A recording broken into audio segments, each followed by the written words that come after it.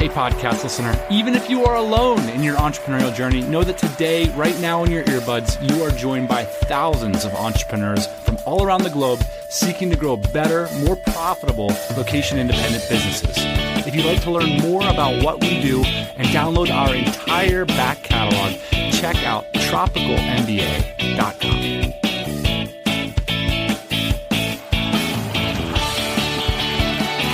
Dan. Yes, I am here. Offices. I got 5 minutes until the train comes by here, so let's get this moving, huh? What do you think about offices? I don't like them. I don't like an office, man. You are office averse. I'm office averse. Well, on today's show, Amol Sarva will maybe convince you why it makes sense for your startup to be in an office. I tell you what, if it were easier to get office space, then maybe I'd be a little bit more open to it. Well, we have a treat for you. So Amol's doing a startup basically that makes it easier for companies to move in and out of offices, right? That's right, yeah. And it's interesting the problems that new companies face and we've faced before when we're trying to find office space, trying to figure out, is this going to work for us 3 years from now? This barely works for us right now. And so these are some of the problems that Amol is solving for these companies. Yeah, it's particularly relevant for folks like us, too, because our businesses, a lot of us start in a co-working space or in a bedroom with a laptop. And as your little websites get bigger, all of a sudden you got to build a team. So to ask yourself the question, how do you want to collaborate with them? So just to fill in a little bit of Amol's backstory, he's a startup founder. His past and present portfolio includes Virgin Mobile, a neuroscience company called Halo Neuroscience, but his baby is called Knotel, which provides basically flexible office space in the New York area. So I started to talk with Amol about the services that Knotel provides.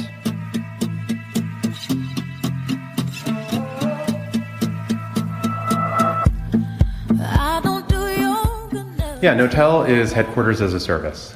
Companies need an HQ, but they don't need a lease. Leases are annoying. They make you take too much space for too long in a world where you can't predict anything. And so Knotel makes it possible for you to have a space that is your own space, culture-coded and branded and expressing your identity, but scalable and adaptable.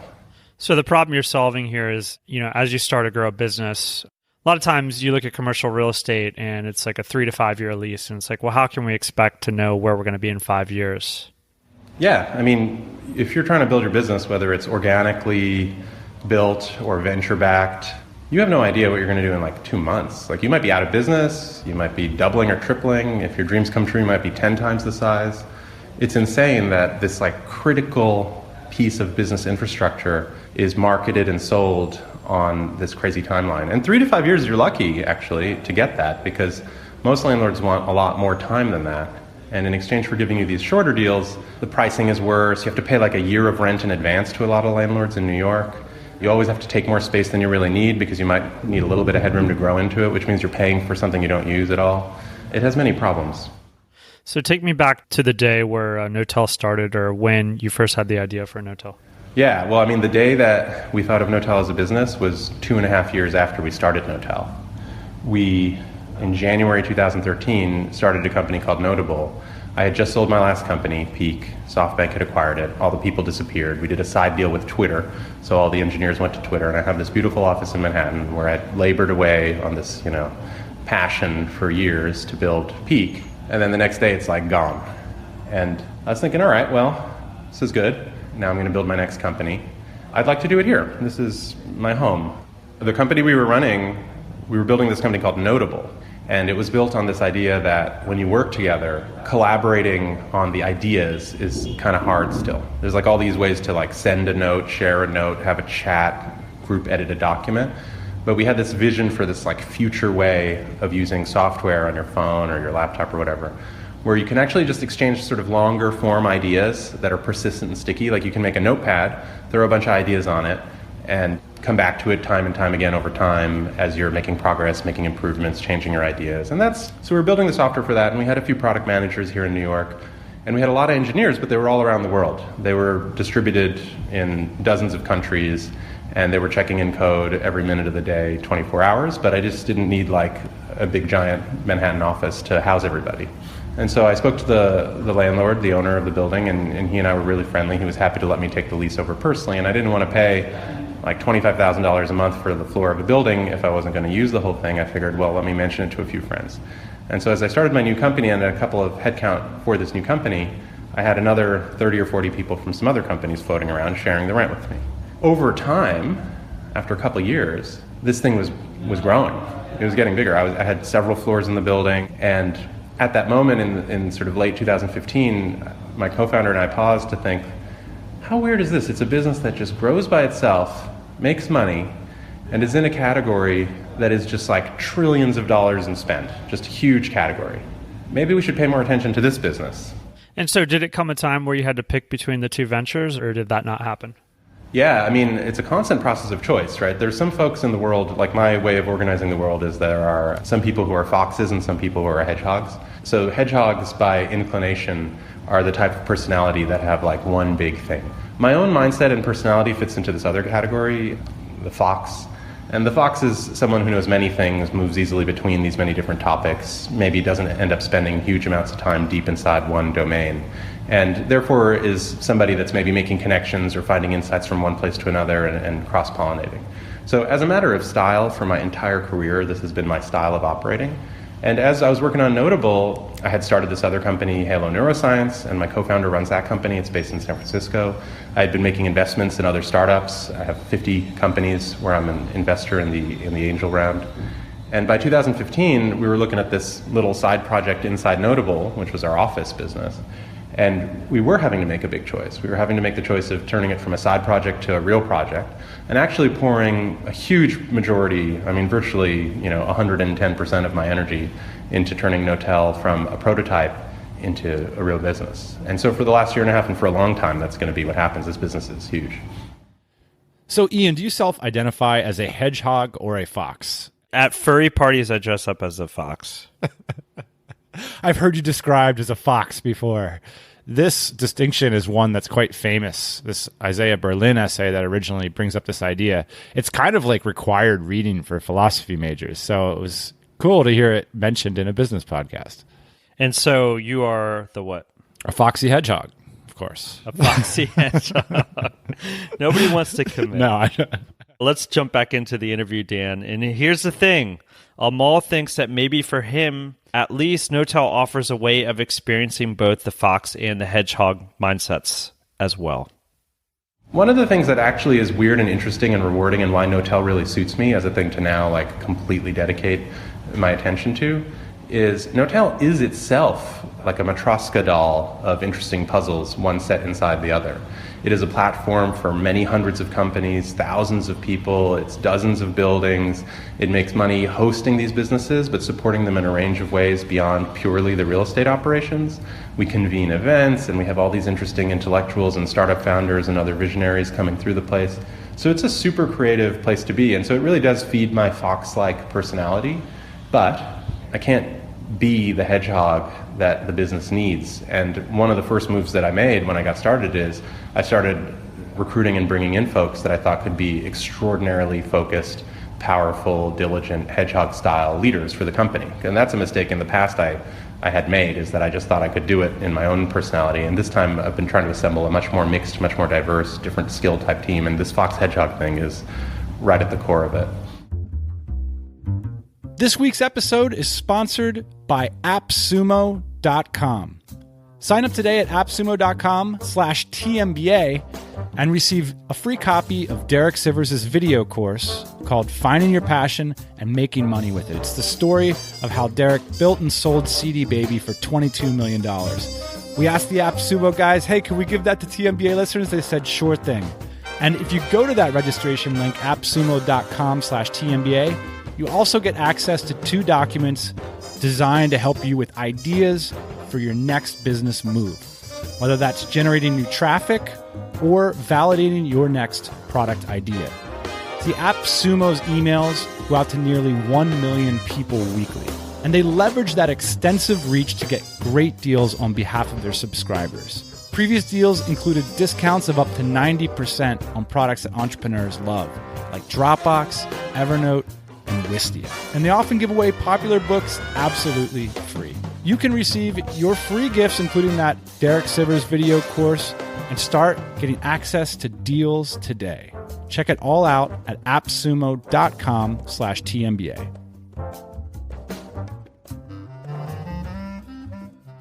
So bring me back to the early days. It sounds like you had 30 to 100 people in the space from various different companies. What was the vibe like, and what were all these companies doing? Yeah, I mean, in the early days, it was a few floors of a building in the in Flatiron District near Union Square in Manhattan. A bunch of different tech-type companies. A lot of them were my friends that were the CEOs or maybe somebody I had invested in. And it was just a super creative atmosphere of like bouncing around and sharing and working on stuff. And hey, I'm working on this and I'm working on that. And it was loud and it was a big open space and the different teams kind of flowed into each other. That was the core of what got Knotel rolling. Of course, that's not the vision of where it was all meant to go once we started trying to make it bigger. And the reality has really evolved in good ways since then. But in those early days, yeah, I mean, I was starting with what I knew, and I was testing an idea with folks who are very innovative, that are ready to take on new kinds of products or new kinds of concepts and use them in creative ways. And so how have you seen your customers now change? Folks that are not startups. I mean, over the year and a half that we've been building the thing, the share has gone from 100% startups coming in the door to 25% venture-backed or technology-based startups that are coming in the door. The mix of people that are in the business are 30 to 40% non-startups. And that number is going to continue because most of the world is not startups. Most of the world is businesses, and modern businesses may operate in a certain way without actually being like tech startups, obviously. And those folks have a lot of the same needs. There's this great line, I guess it's usually attributed, I think, to maybe Alan Kay. The future is already here, it's unevenly distributed. And I think we were just noticing that in our office and in the sort of folk ways and patterns that startups were using to build their businesses. At the outset, if you're starting a accounting business or a law firm, you have a lot of the same profile in your work behavior and your needs and your willingness to invest lots of capital and have a certainty on a lease or something. Lots of businesses, as they're growing, face the same issues. Yeah, I'm curious to know, though, how the culture is working now. Because in the beginning, I can see how it would work very easily. Everybody's kind of rah-rah-rahing around this idea that they have a fast-growing startup, that they're venture-backed, that things are either going to go really great or really blow up. And then now you've got like this maybe somewhat traditional accounting firm sitting next to them. So what does the water cooler talk look like at this point? Yeah, this is an awesome question, and it points to a critical observation we made when we decided to make the Knotel bigger. So at that moment, when we're a couple of floors and there's a few dozen people floating around, yes, it's startups, but the observation we made actually was the fun vibe of the place was not the critical reason why people were coming and working at Knotel. And when we compared it to the category of co-working, which is available in every city in the world from a lot of big brands, co-working actually is different. Co-working, they talk so much about community, and part of the reason is these teams are really small. It's like a team of 2 or 8 is the kind of natural size for somebody who's in, for example, a WeWork. WeWork, 70% of their members are in teams that are less than 10. And what we noticed in our building is even though we had 100 people, it was actually only like 5 companies. The average size was 20 that was at the Knotel at that moment. And when we looked around the space, there were 5 CEOs that were in charge of these teams. And actually each CEO had their own identity and their own thing that they wanted. And in the time that we had been incubating this little prototype as a side project, we noticed that the teams were getting bigger and they were getting more distinctive. So they were starting to run their own half of the floor or their own entire floor with their own brand, culture, talent, style, etc. And so in fact what it was pointing to was that this like crazy dorm room kind of vibe that we had way back in 2015, that wasn't the future. Actually, the service we're providing is like, we do it for you, and we disappear into the background. So what's evolved over the last few years is now we're running a business that is a seamless, quiet background player that puts your company in the forefront. And you're not going to walk into a party every time you walk into an hotel. It will feel like a creative space with people working on new things. But when you get off on the 7th floor and it's this e-commerce company that sells healthcare products, you're there. You're at an innovative e-commerce company, not at an hotel. It's interesting how things start one way and then end another. I mean, I'm almost picturing, these companies coming in and building their own walls, and then all of a sudden now you have what we would perceive as a traditional office space, right? It's interesting to see how things evolve. Now, it doesn't seem like it's quite gotten to that point yet where these people aren't overlapping at all. But if they're not overlapping over a barbecue, what do you think they want to overlap over? In your diagnosis of what it feels like to be the CEO who does a deal to come into Knotel, a lot of what you sketched is right. It's like, yeah, I'm going to put my company headquarters here, and I'm going to have scalability and adaptability, which means I'm just going to tell Knotel, our company colors are orange, and this is our logo, and I'd like, one giant conference room, not two medium-sized ones. So can you make it all happen? So we take care of it all the same way like maybe Amazon Web Services will handle all that infrastructure stuff. And your layer on top, whether you're a small company with a little app or if you're Netflix running your entire service on this platform, will still feel like your service. So that's on the top. But yes, they do share stuff. There are big gains to sharing. It's not just that we do a lot of work for you and we handle the back end and the real estate, but there are big open spaces. There's sort of like the front of house and the reception, and there's a giant boardroom and a theater, and there are rooftops all around the city. And if you happen to be in a different part of town when you need to do a meeting, you can pop in and do the meeting at a different Knotel. And those are shared services that you want to draw on. So we do that. Who are your biggest competitors in this space, and what are they doing differently? Well, we mainly focus on traditional landlords and leases. And that's 99% of the market. I mean, 99% of the market is just the old school lease invented in 1700. And it's more or less run the exact same way as it was run then. There are a couple of inventions since then, like, using Microsoft Word to write the lease instead of doing it by hand. But that's kind of it. Most people ask me, hey, what about co-working? And I think co-working just shows you one of the big innovations that's sweeping through many aspects of infrastructure, whether it's like ordering an Uber or spinning up a server on Amazon Web Services. To us, it was like the clue that the rest of the market could be attacked. Co-working is really small. It's less than 1% of the global office market. It's like 0.5%. It's like a few basis points. The other 99% is the opportunity. So to compete against co-working would be to think really small. And so when I meet entrepreneurs, actually while we were doing Knotel, I had people come to me and say, oh man, you're building a co-working business. I was totally uninterested in doing that. There is no point. There are a bunch of large players and the total market size isn't even that big. What got me excited is when we realized we can serve companies. We can run HQs as a service. And that means everyone is my potential customer. Dan, at the top of the show, we talked a little bit about the gap, this problem that you have when you start a new company and you don't know how successful it's going to be. You don't know how many employees you're going to have. You don't know exactly the location that you want. Yeah. And traditionally speaking, you get locked into a 3 to 5 year lease in a commercial office building.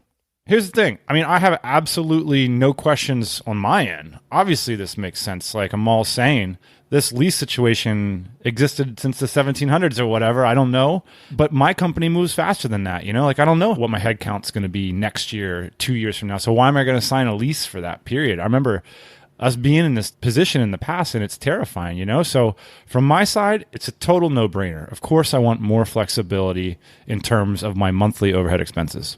What we used to do when we had our offices in San Diego, I actively looked for landlords that were owning and leasing the building, so basically owner-operated properties. So I didn't have to deal with like a management structure because those people generally had the flexibility that we were looking for. So shorter-term leases, the ability to move if we grew too fast, the ability in one case to like take over more of the office space.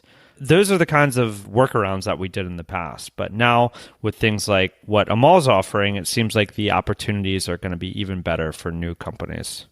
By the way, that's a very nice and corporate way for you to describe your strategy. I'm pretty sure if I interviewed our employees, they would have said that Ian crammed us into a sardine box where we could smell each other's deodorant and there was rats running around on the floor. That was the second place that we were in. I remember that. You were cutting some quarters. We made a circle out of a piece of paper most of the time.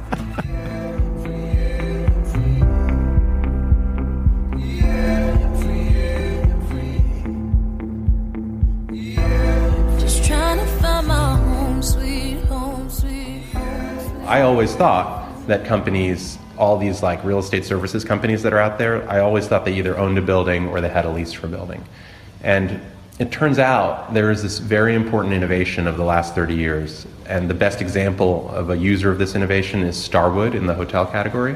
Starwood doesn't own any hotels, but they're one of the biggest hotel groups in the world. They don't own the land. They don't even have fixed leases for many of their hotels. They have some, but that's the minority of their deals. The vast majority and the dominant model in the hospitality and lodging category is this thing called the hotel management agreement. And as we started working on Knotel, you heard some of the ideas I had kind of going into it, but as we started really getting into how do we scale this thing, we stumbled over these ideas that very clever people had developed for many years in the hotel category, and we realized what we need to do is build an office hotel. What we need to do is partner with owners and tell them, if you let me run half your building, it'll make more money, it'll have more stable occupancy and less vacancy, it'll be nicer with more interesting people in there, and I'll take care of everything, you'll have fewer headaches, no one will ever call you, they'll only call me. That pitch is super attractive to them.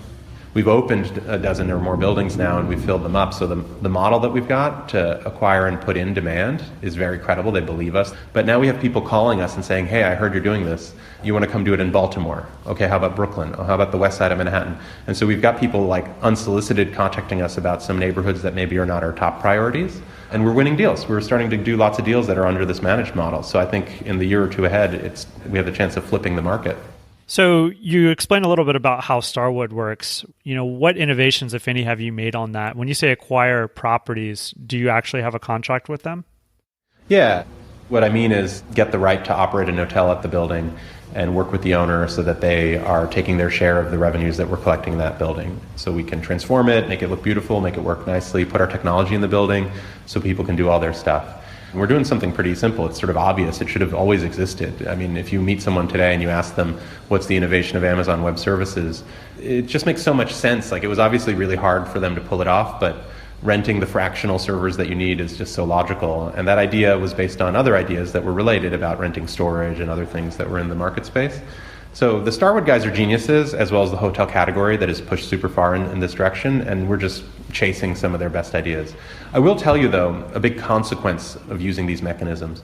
What it does is it turns a market that is traditionally a supplier-controlled market, where owners have all the power, the real estate owners, it's going to turn it into a demand-led market, where the company CEOs that are looking for space, they're able to shop much more seamlessly and do transactions much more easily. That is going to change the whole nature of the market. Yeah, it's going to be an interesting paradigm shift.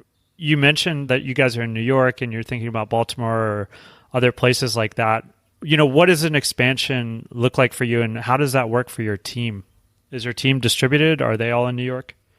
Our team is a really location-intensive team, so we have a bunch of people in our sort of headquarters office, which is one of the Knotels. Actually, we move like every couple of months between different new Knotels that we're opening.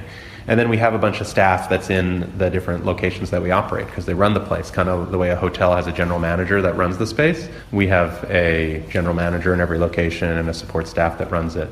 As we launch other cities, because we're going to have to drop teams into those places, and there'll be a kind of operations HQ for each city, and then there'll be folks in every property that are running those properties. So it is going to be a big challenge when we leap from one city to multiple cities. And because we're so location intensive, we're going to go a lot deeper in New York before we spread across dozens of other cities around the country or the world. And is the reason that you're so location intensive because the laws are different in these different cities? It's not because of the laws, it's because we're like literally running these buildings. We have staff in the buildings. In order to get the buildings, we got to like walk around and meet all these old school owners and do sort of face-to-face transactions with them. And then we have to build out and modernize and touch up the buildings to make them look good. And we have to deploy our technology so people can book conference rooms and make sure the coffee's hot and whatever. So we're literally running buildings. I mean, in tech land, people often ask, like, what will be the iPhone of drones, or what will be the iPhone of smart TVs or something? And it is an interesting question to ask, when will someone build the iPhone of buildings? When will there be a building so modern, so new, its interface so totally redone that it's just a thunderbolt? And if you're going to do that for buildings, you got to like deal with all the nitty gritty. But it's going to be a while before someone launches like the completely self-controlled building. I don't see it yet. Is that your vision? My vision is to modernize buildings and offices, yeah. And I know a lot of it is going to be hardcore technology that gets deployed into the physical infrastructure, everything from the floor to the whiteboard to the front door access and all that. But it's also people. I mean, the reason people come to an office, and, a lot of the folks that listen to the Tropical MBA podcast are working from all over, and they're using to the maximum advantage the collaborative and communication tools of the modern age. And when you take full advantage of it, you can get really far. And then there are certain things that you want to do when you're with people. It's sort of complicated, multi-threaded problem solving and negotiation that requires long durations of time and a lot of sort of nitty-gritty interaction. That's why people work together still. We're human beings, and there are a lot of things in that human composition that still work best in person. So yeah, I mean, we want people to come together. We want it to be a human environment, and for us to deliver a space that's awesome, that feels friendly and welcoming, our people are a big ingredient in that. So I grew up outside of Washington, D.C., a suburb. We had like all these, and they still exist, all these office buildings and like all these office parks. You know, you'd kind of come through a neighborhood, there would be a large parking lot and then this, 6-story building that was occupied by some company. The way that you guys are operating seems strategic in that it's New York and everything's walkable and everything's integrated and the infrastructure is really good. Do you have any predictions on what's going to happen to most of the traditional office spaces in the United States, or how that might fit into your plan? Yeah, I mean, let me ask you first. I assume it was your childhood dream to work in one of those office parks, right? It wasn't so much my childhood dream as that was the norm. That's what people did, is they drove their car or they parked it on the side of the road and they carpooled with someone to get to this office space, and then they had to drive to get lunch. It was not my childhood dream, and it's my grown-up nightmare to do all that. I don't intend to, and I know that maybe there's some people that do that, and there's certain nice things about it, and I don't want to be overly negative, but the place where our business thrives, Knotel really works in cities that people call super cities. And I think the 30-year trend, probably since your and my childhoods, has been the weakening of that suburban office and retail infrastructure.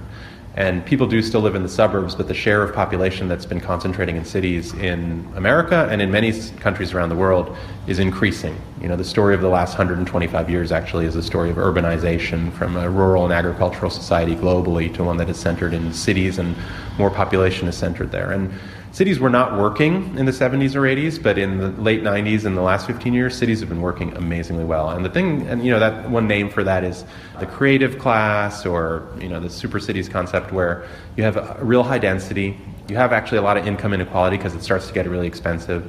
A lot of jobs and company compositions have been changing, where there are higher revenue per head count. You have these like hedge funds that manage billions of dollars and only have like 3 head count. Or you have a company like WhatsApp in Silicon Valley that was, 25 or 30 employees and was sold for $18 billion. Like, that's almost $1 billion per employee. It's the kind of thing that was never possible in the past. And so in these super dense creative cities where you can just pop out and get your lunch from some amazing place and go to a concert after work and all that, real estate's expensive and labor is expensive. And there are a bunch of cities like this that are just huge. So for us in New York, it's still less than 1% penetration. I feel like we could be 10 or 20 times bigger and still only be in New York. But there's cities like London, Tokyo, Shanghai, Los Angeles, San Francisco, Paris. And then there's other cities that aren't as expensive yet, but they're clearly on their way to being super cities of the same caliber with the same dynamics, like Berlin. So there's a ton of cities for us to be in. And I don't know exactly what's going to happen to some of the exurbs and the distant suburbs and all that, but you do know that malls are collapsing. And I don't have a great prognosis for the suburban office park. Like, I think that place is hosed. If I think about Knotel in those suburbs, I'd rather put it in a mall and not in a leafy green, sedate, faux forest somewhere. I might put it in a place that had like a 24/7 lifestyle, like where your kids are at school on the same campus, and maybe you're working and you pop over to lunch and see a movie later, and the gym is in the same, like a 24/7 integrated work-life space. So, and on that I'm just musing, because that's what cities actually are. They are 24/7 integrated lifestyle spaces. People live and work in the same place. And even Knotel, if you look at a Knotel, it could look like somebody's cool downtown loft where they live. And I think that's a big trend in work. I mean, people's homes have been editing out the traditional home office of the 90s when you had like a Windows computer in some little room in your house. Like, you don't need that anymore. The laptop's on your lap in the living room in front of the TV or in the kitchen, and that's where you live and where you work. And I think that's true for our workspaces too. What do you want people to know you for? You're on your deathbed. Maybe you've died. Maybe we don't die, hopefully, right? I don't know how old you are, but there's always that hope. What do you want to be known for? I have been conducting myself and my work around the idea of just inventing and bringing good ideas to the world. And hopefully some of these ideas will help people. And that's it. I have 2 daughters. One is 10 and the other one is 6. And I like to talk to them about just being an entrepreneur, an inventor, and a person who makes new things that creates solutions for the world around us. It's just that broad a scope of just challenging the status quo with improvements. Awesome, man. Well, thank you so much for being on the show, and I appreciate you taking out time to tell us a story. Oh, really a pleasure. Really a pleasure. Thank you.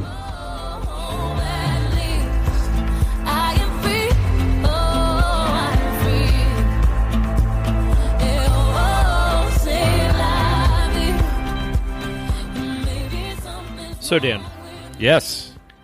I have a sneaking suspicion that there's a lot of other things around us in this world, because it's big, that don't have to be status quo anymore. We don't have to have these old school leases anymore.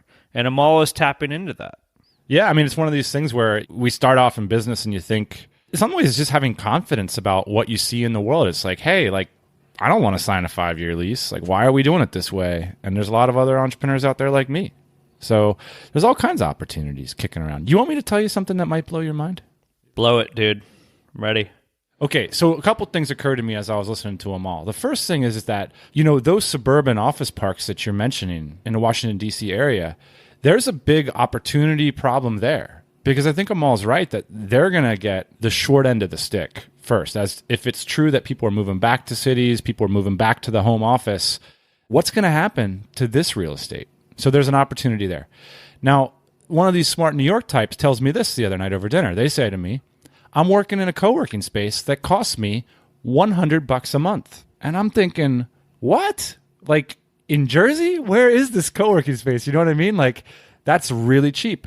And you know what she says to me? It's not a co-working space. I'm working in a restaurant that doesn't open until 5 p.m. Ooh, wow. You like that? I knew you'd like that, huh? Interesting. That's going on right there. Huh. Very cool. Because what's happening is people aren't maximizing the use of all this space, you know? It's another example of rethinking spaces, sharing, and yeah, I love that idea. So there's all kinds of opportunities.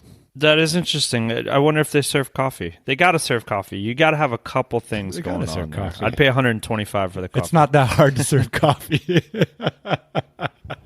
Thanks, Amol, for being on the show, and thank you, Dan, for chiming in. Yeah, man. We'll see y'all next week. Hey, thanks for listening to the Tropical MBA podcast. You can go to tropicalmba.com, get access to hundreds of back episodes and all kinds of other goodies. Load up your iPod. That is the cheapest way to fly business class on your next international flight. We will see you next Thursday morning, 8 a.m. Eastern Standard Time.